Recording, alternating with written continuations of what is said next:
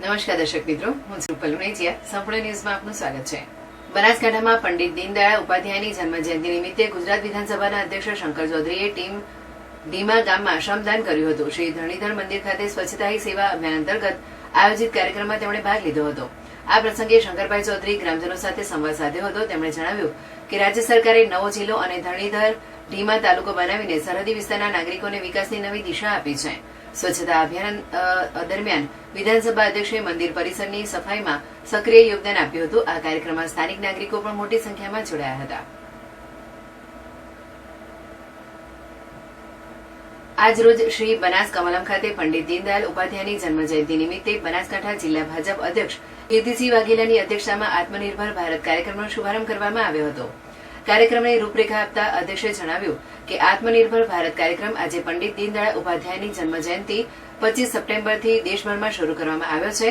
આ કાર્યક્રમ ભારત રત્ન સ્વર્ગસ્થ વડાપ્રધાન અટલજીની જન્મજયંતિ 25 ડિસેમ્બર સુધી એટલે કે 3 મહિના સુધી ચાલશે. તેમણે વધુમાં પત્રકાર પરિષદને સંબોધતા જણાવ્યું કે આ કાર્યક્રમ હેઠળ આપણો દેશ વિકસિત દેશ બને, આત્મનિર્ભર બને તે હેતુથી ભારત સરકાર સાથે મળી ગુજરાત સરકાર પણ વોકલ ફોર લોકલ, સ્વદેશી ચીજવસ્તુનું ઉત્પાદન સાથે તેનું ચલણ વધે, લોકો વિદેશી વસ્તુઓનો ત્યાગ કરે, સ્થાનિક વ્યાપારને પ્રાધાન્ય મળે તે માટે ભાજપના કાર્યકર્તાઓ જન સુધી પહોંચી પ્રચાર કરશે. કાર્યક્રમના ઇન્ચાર્જ વસંતભાઈ પુરોહિતે જિલ્લા કાર્યશાળાને સંબોધીને સમસ્ત કાર્યક્રમનું માર્ગદર્શન કાર્યકર્તાઓને આપ્યું હતું.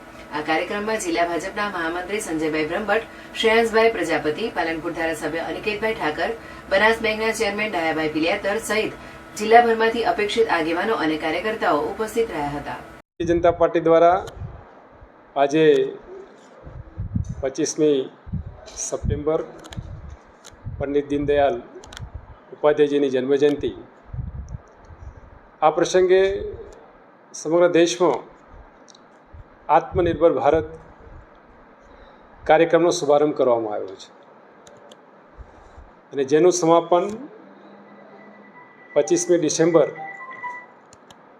ભારત રત્ન સ્વર્ગસ્થ વડાપ્રધાન અટલ બિહારી વાજપેયીજીના જન્મદિવસ સુધી ચાલશે.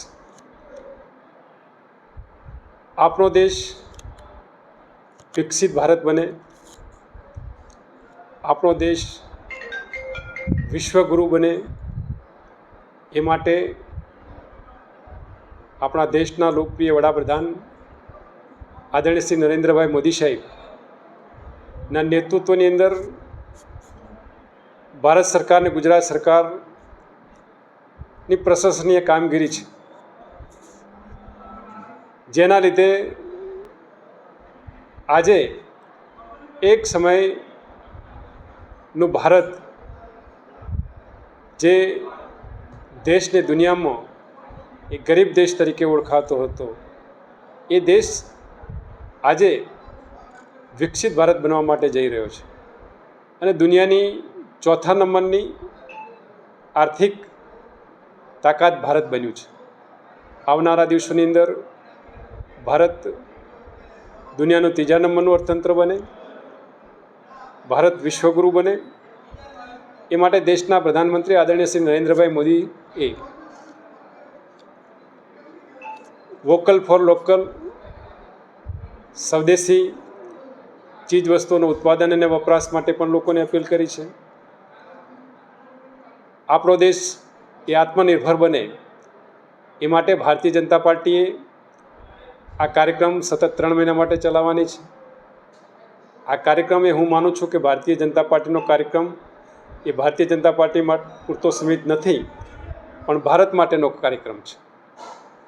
આપણે હરેક ક્ષેત્રની અંદર જો આત્મનિર્ભર બનીશું, આપણે બધા સ્વદેશી બનીશું, સ્વદેશી ચીજ વસ્તુઓનો વપરાશ કરીશું, તો દુનિયામાંથી આપણે જે આયાત કરીએ છીએ અને જે આપણો વિદેશી હંડિયામણ વપરાય છે, એ આપણા દેશના વિકાસ માટે, આપણા દેશના લોકોના જનહિતના જનકલ્યાણ માટે વપરાશે.